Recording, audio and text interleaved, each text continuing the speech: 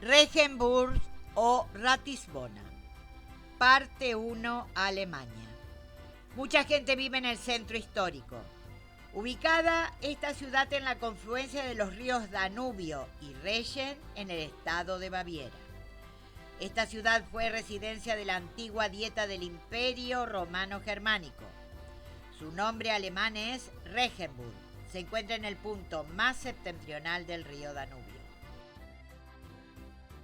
Tuvo la suerte de que en la Segunda Guerra Mundial su centro histórico apenas sufriera daños. Ratisbona es una de las ciudades alemanas mejor conservadas.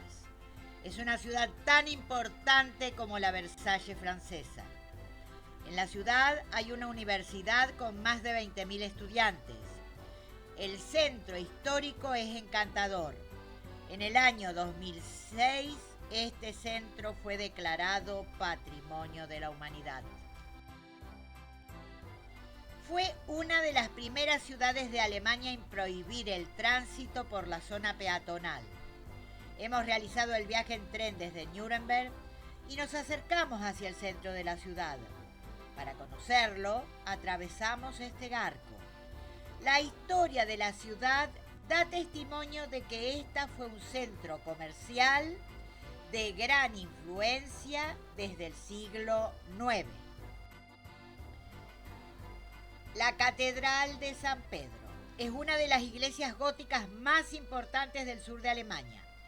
Su construcción se inició en 1273 sobre la base de una catedral románica. Está ubicada en la plaza de la catedral.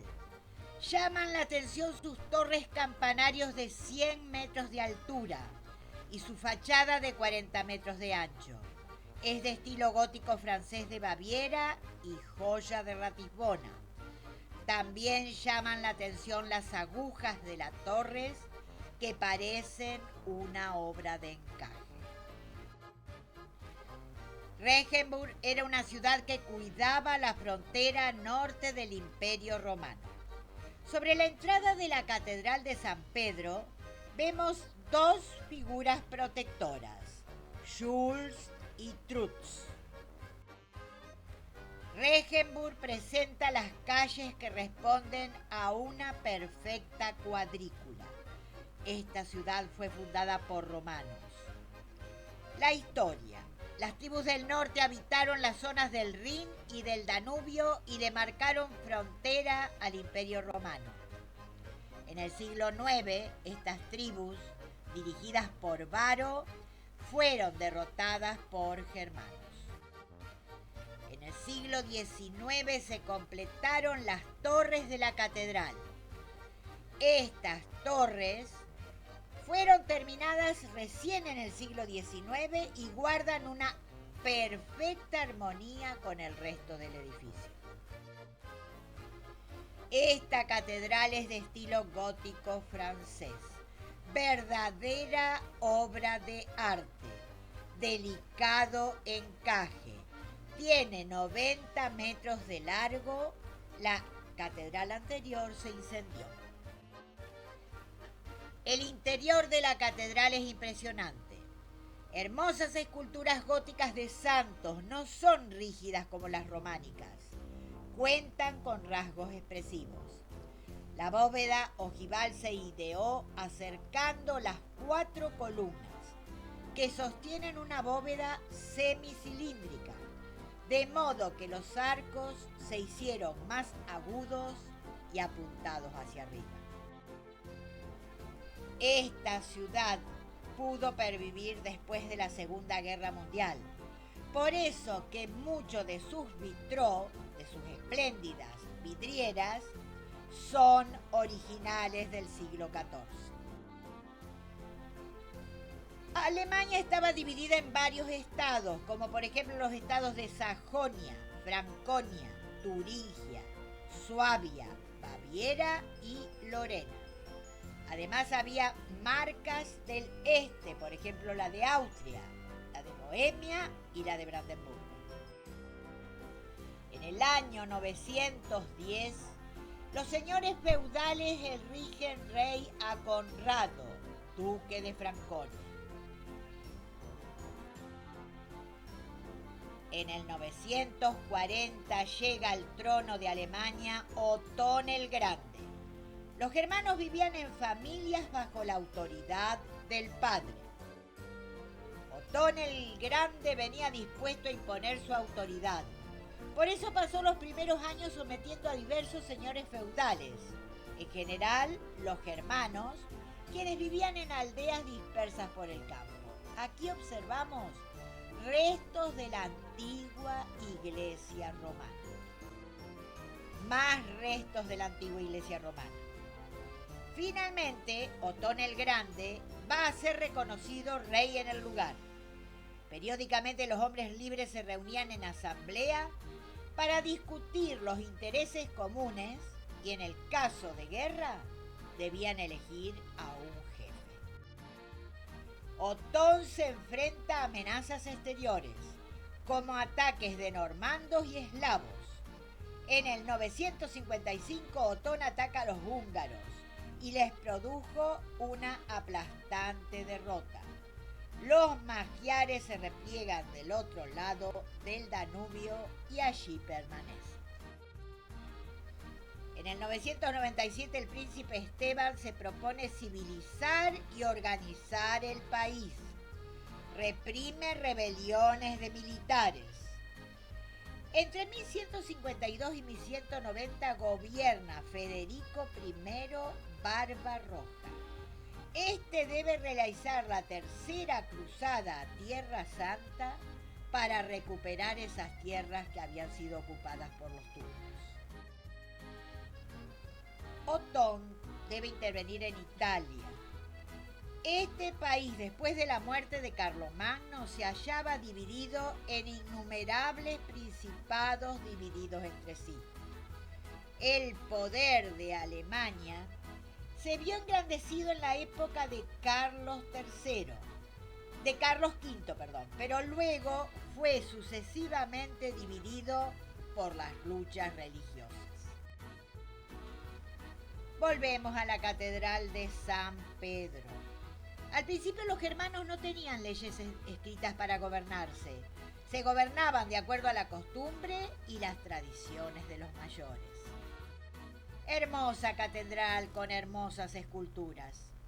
Los germanos en general carecían de templos. Sus cultos los celebraban en el bosque. Estas ventanas que vemos y observamos son del siglo XIII. Hermosa expresión. El espíritu humano también educa a través de estos vitrós.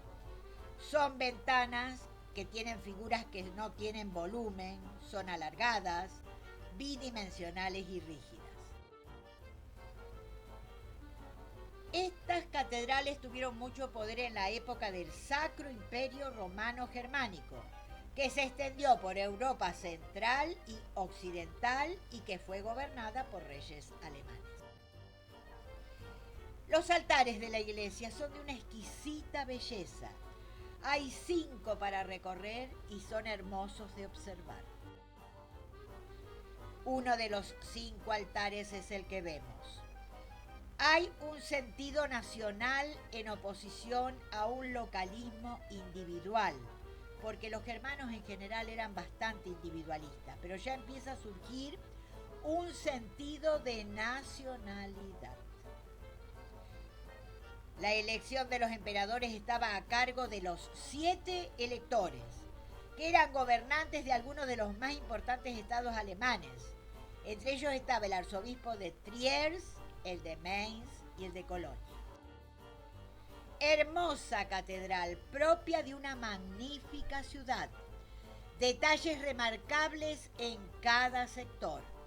En el orden económico, ya Alemania empieza a tener cambios fundamentales.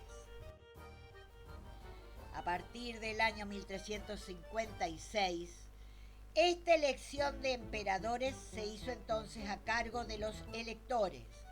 Surgió una dieta o consejo de Estado para resolver los asuntos más importantes. La iglesia poco a poco empieza a perder poder. Llegamos al altar de esta catedral, hermoso altar de plata. En el aspecto cultural surge una nueva filosofía, que es el humanismo. El humanismo cambia los valores humanos y parece dar nuevo sentido a la vida. Este sacro imperio va a terminar con la llegada de Napoleón Bonaparte en 1806. Seguimos viendo el estilo gótico que impacta con amplios espacios, con cruceros que nos elevan hacia las figuras celestiales.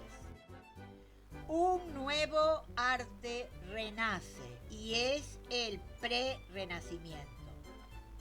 Los tiempos modernos se empiezan a anunciar. En el aspecto social renace la vida urbana. La característica de los caballeros feudales adquiere desprestigio. Numerosos campesinos emigran a las ciudades para vivir. Las ciudades se convierten en poderosas concentraciones. Aparecen hombres y capitales. Nace una influyente burguesía. Una nueva clase social, la burguesía, tendrá una óptica diferente. Los germanos no acostumbran a vivir en ciudades, sino en el campo.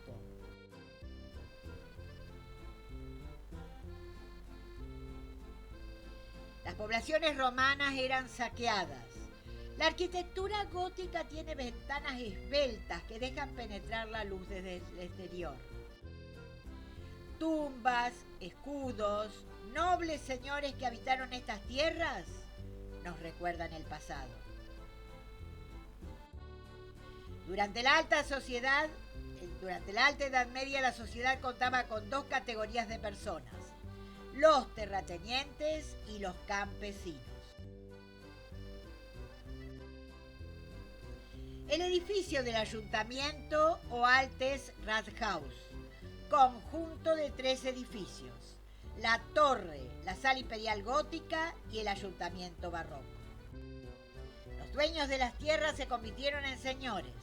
Estos personajes necesitaban un lugar protegido y seguro para residir.